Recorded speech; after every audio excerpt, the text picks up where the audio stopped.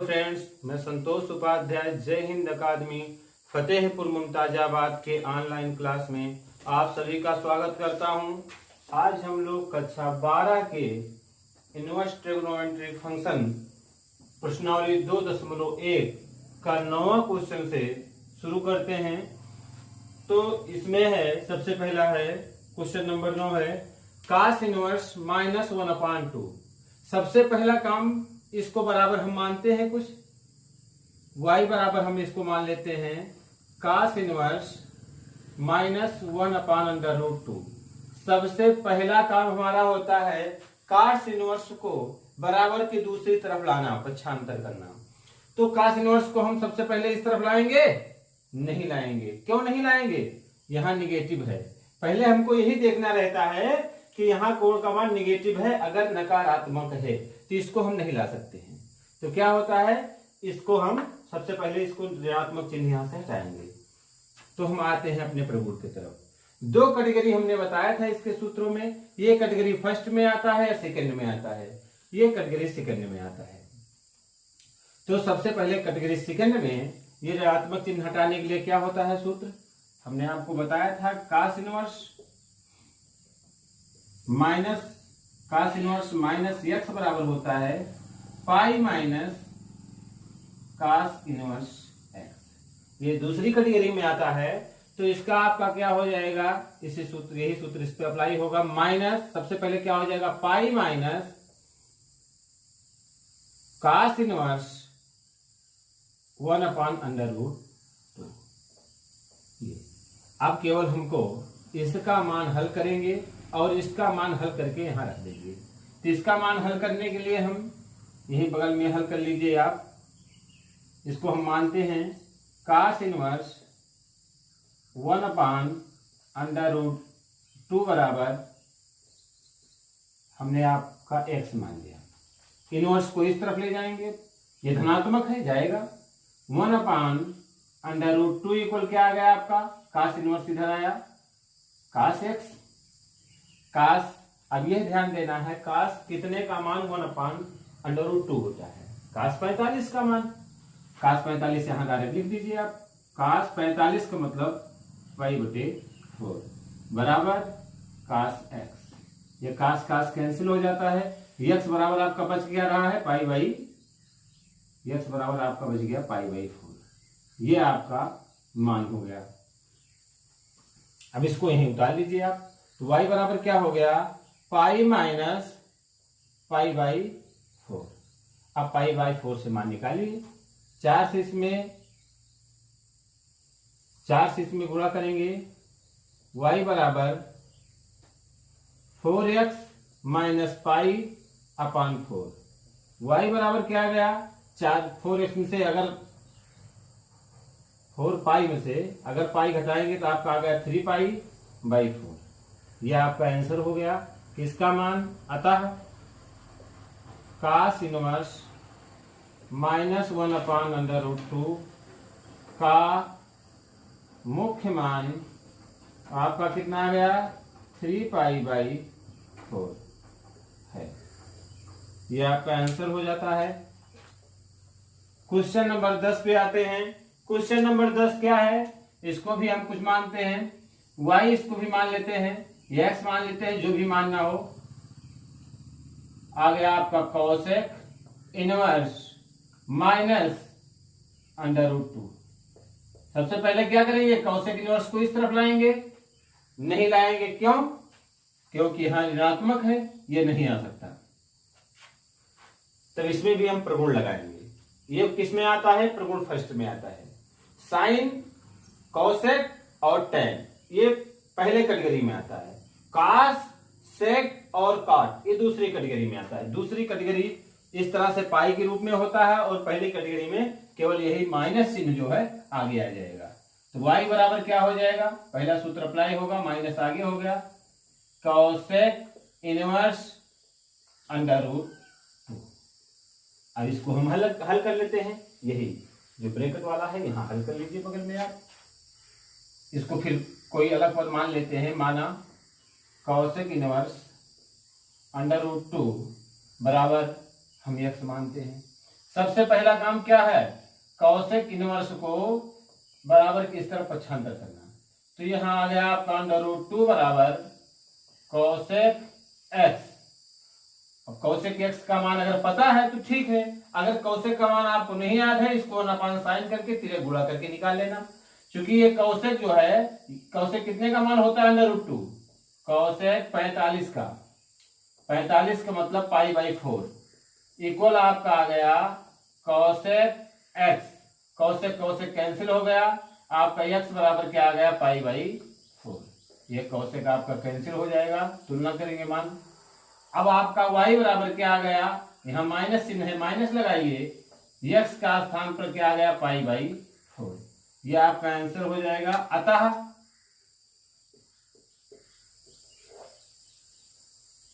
Kaushik inverse -√2 का मुख्य मान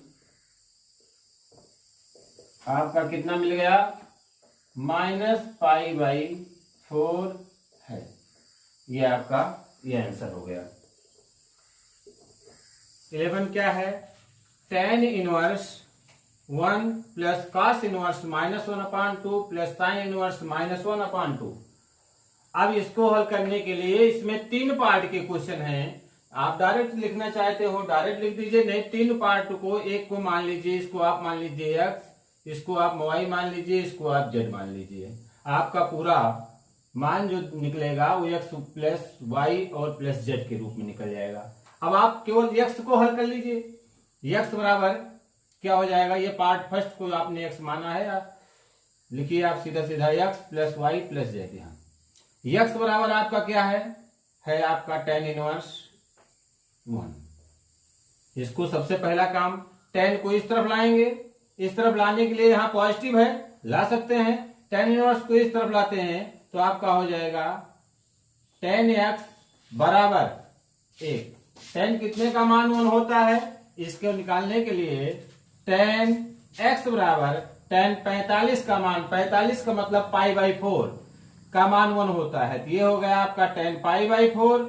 तो x बराबर आपका जो निकला π/4, tan कैंसिल हो गया, π/4। अब आपका ये पहला भाग निकल गया x का मान। अब आप निकाल सकते हैं y का मान। y बराबर क्या मानते हैं, फिर पुनः जो मानते हैं, फिर y के रूप निकाल लीजिए। y बराबर क्या दिया है आपका, cos इनवर्स -1/2। सबसे पहला काम हम cos इनवर्स को इस तरफ लाते हैं, ला सकते हैं, नहीं ला सकते हैं, क्यों, क्योंकि यह ऋणात्मक है, तो इसको हम नहीं ला सकते। तो पहला काम हम इसको अलग से हल करते हैं। इसमें हमारा प्रगुण लगेगा। कौन सा प्रगुण लगेगा, इसमें कैटेगरी 2 का। काश जो है सेकंड कैटेगरी में आता है, तो क्या हो जाएगा सेकंड कैटेगरी में, y बराबर आपका हो गया पाई माइनस cos इनवर्स 1/2। अब इसको सबसे पहला काम इस cos इनवर्स को हम हल कर लेते हैं। cos इनवर्स 1/2 को हल करने के लिए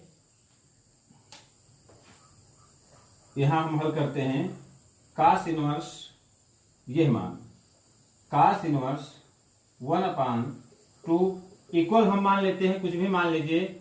x माने थे इसमें जो है, अब आप मान लीजिए p मान लेते हैं। तो cos को इस तरफ ले जाते हैं हम। सबसे पहले क्या हो जाएगा, 1/2 बराबर आपका आ गया cos इनवर्स, इधर गया cos p हो गया। cos कितने का मान 1/2 होता है, cos 60 का मान, अर्थात π/3। ये क्या हो जाएगा, cos π/3 बराबर cos p। cos कैंसिल हो गया, p बराबर आपका आ गया π/3। अब यहां डायरेक्ट मान रख देते हैं। तो y बराबर आपका क्या आ गया, y बराबर आ गया पाई माइनस cos इनवर्स 1/2 का मान क्या आया है, π/3। अब इसका एलसीएम निकाल के हम हल कर लेते हैं। तो y बराबर क्या आ गया आपका, y बराबर आ जाएगा 3 से इसमें गुणा करेंगे, 3 पाई माइनस π/3। क्या हो गया y बराबर, 3 पाई में से 1 पाई घटाएंगे, 2π/3। यह आपका आ गया y का मान। अब z का आप हल कर लीजिए। z का हल करने के लिए तो z बराबर तीसरा भाग आपका क्या है, z बराबर हो जाएगा साइन इनवर्स -1/2। सबसे पहला काम साइन इनवर्स को इस तरफ लाना। क्या ला सकते हैं? नहीं ला सकते हैं। क्यों नहीं ला सकते हैं? क्योंकि जब यहां पर मान ऋणात्मक है तो क्या करेंगे, इसमें हम प्रगुण लगाएंगे। प्रगुण किस कैटेगरी में आता है? पहली कैटेगरी में आता है। z बराबर आपका क्या हो जाएगा, माइनस साइन इनवर्स 1/2। अब जो है इसको हम हल करते हैं। इसको हल करने के लिए इसको अलग यहां हल कर लेते हैं। क्या है, साइन इनवर्स 1/2 बराबर कुछ भी मान लेते हैं, क्यू मान लेते हैं। अब क्यू मानने के बाद इसको हल करिए। साइन को बराबर कुछ तरफ ले गए तो 1/2 बराबर क्या हो गया, इनवर्स इधर गया, साइन क्यू हो गया। अब साइन कितने का मान 1/2 होता है? साइन 30 का। 30 का मतलब हो गया आपका साइन π/6 इक्वल आ गया आपका साइन क्यू। साइन से साइन कैंसिल हो गया, आपका क्यू बराबर क्या आ गया, π/6। ये इसका मान आपका। अब इसको आप रख दीजिए यहां। क्या हो जाएगा, z इक्वल आ जाएगा आपका, माइनस है माइनस लगाइए, और साइन इनवर्स 1/2 का मान आया है π/6। अब इसमें आप रख सकते हैं, इस इक्वेशन में आप रख दीजिए जहां माने थे। अब क्या रखना था आपको? आपको रखना था x प्लस वाई और प्लस जेड का मान। x की वैल्यू कितनी आई है? x की वैल्यू आया है यहां, x की वैल्यू आया है π/4। x के स्थान पर हम रखते हैं π/4।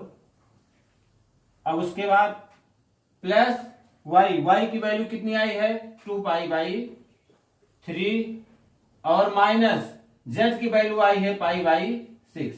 आप सबसे पहले इसका एलसीएम ज्ञात करते हैं। अगर एलसीएम आपको नहीं आ रहा तो वो भी हम बता देते हैं। एलसीएम ज्ञात करने के लिए सबसे पहले 4, 3 और 6, यानी कि 4, 3 और 6। अब इसमें डिवाइड करते हैं, कितने से भाग करते हैं? इसमें सबसे पहले छोटी अभाज्य संख्याओं से शुरू करते हैं। सबसे पहले भाज्य संख्या 2 है, 2 दूना 4, 2 2 जा 4 हो गया। ये 3 नहीं विभाजित होगा, इसको लिख दीजिए 2 3 जा 6, यहाँ 3 आ जाएगा आपका। फिर 2 से अभी डिवाइड हो रहा, फिर करिए, ये 1 आ गया, ये 3 नहीं होगा डिवाइड, 3 नहीं होगा, इसको भी वैसे उतार देते हैं। अब 3 से करेंगे इसको, 1 आ गया, 3 1 जा 3, 3 1 जा 3। अब इसको पूरा कर लीजिए, 3 दूना 6, 6 दूना 12। इसका एलसीएम क्या आ गया, 12 आ गया। सबसे पहला काम यहाँ 12 लिख देते हैं। अब इसमें कितने से गुणा करने पर यहाँ हर में 12 आएगा? 3 से। 3 चौका 12 होता है, 3 से इसमें गुणा कर लीजिए। 3π प्लस 3 से कितने में गुणा करने पर 12 आएगा? 3 चौका 12, 4 से इसमें करिए, 4 दूना 8π, माइनस 6 दूना होता है, 2 से इसमें गुणा करिए 2π। अब यही मान निकाल लेते हैं। बराबर आ गया 8 3 11, 11 में से 2 घटा लेंगे, क्या आ जाएगा 9, 9π/, आ गया आपका 12।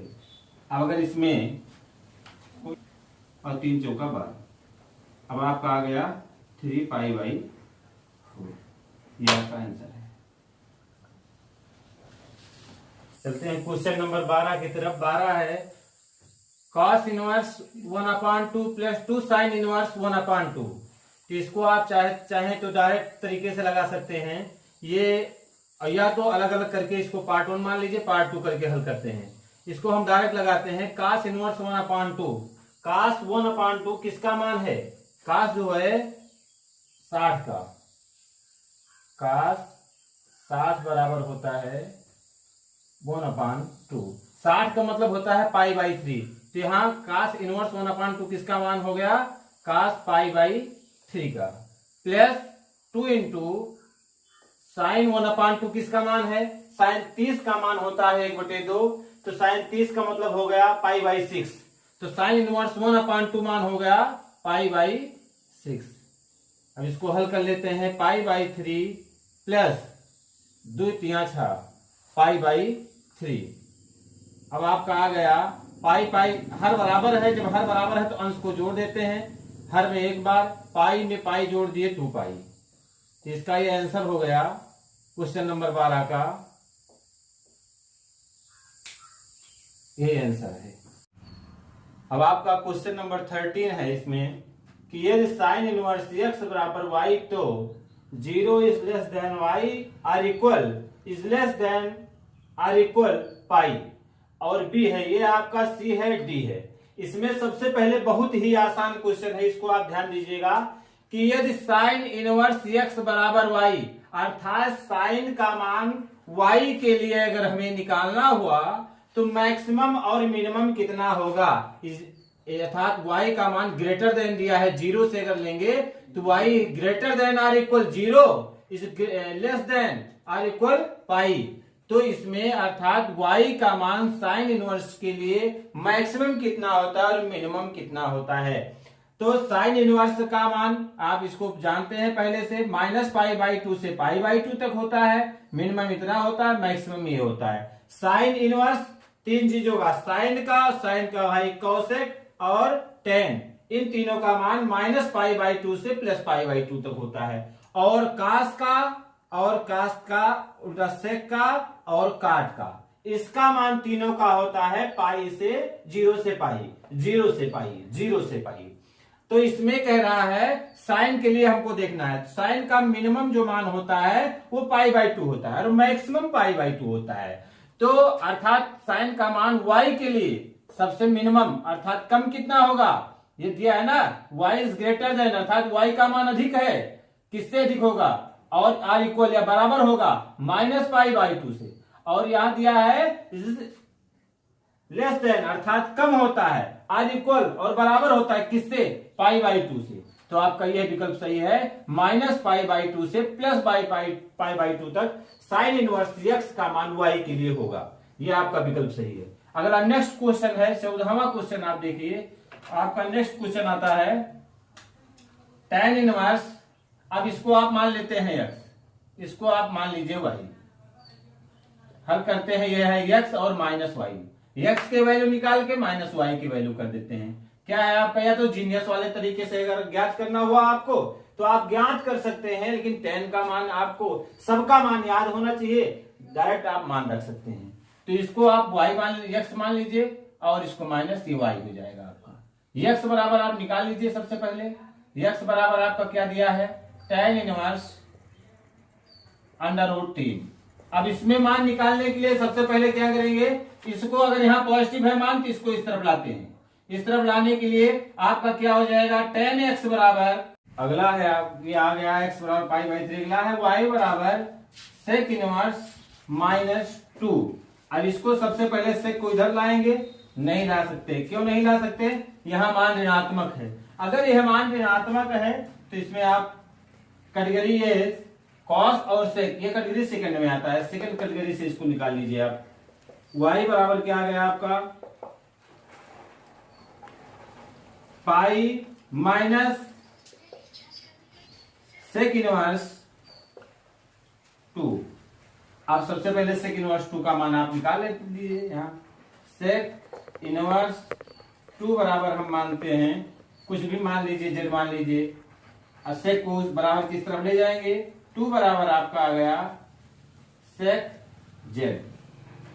सेक होता है किसका उल्टा, कास का। अगर सेक का मान आपको नहीं याद है तो यहाँ 1/cos z लिख के निकाल सकते हैं, और नहीं तो ये कास। अब आपका अगर सेक का मान याद है तो सबसे पहले ये ध्यान देते हैं सेक कितने का मान 2 होता है, अगर नहीं याद आ रहा है तो सेक किसका उल्टा होता है, कास का उल्टा होता है।